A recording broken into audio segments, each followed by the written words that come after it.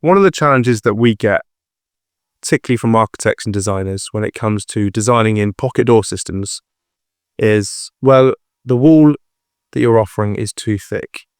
Now, if we take it back a step on what we're trying to achieve, and that's to save space, and sometimes that may seem counterintuitive because the wall is slightly thicker than a standard wall. Now, you've also got to think about the fact that the door is actually sliding back into the wall itself. So, as standard, with most timber doors, they're usually 44mm in actual thickness. And you've got to imagine that you're getting that 44mm to effectively slide back inside the wall.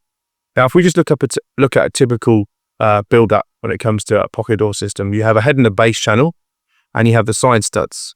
So if we take a 44mm door leaf, and we allow some tolerance either side, so let's say at least 5mm either side, it may be slightly less, but let's say 5mm.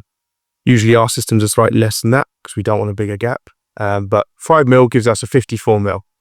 Then we want our side studs. So in our case, we actually make them out of aluminium, and we make them as thin as possible, but they've obviously got to be robust enough to take the plasterboard.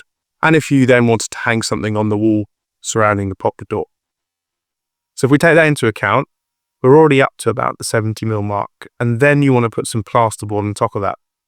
So to ensure you get a very nice, robust wall system around your pocket door, it's really important that you take into consideration the appropriate thickness that will take the door leaf you require. Now, maybe in the project you have a 35mm door in terms of the door leaf thickness. Well, we can have a look at whether we could accommodate that and maybe reduce the wall thickness. But as standard, most people want to match them in with the other doors in the project. So they would be a 44 or 54mm.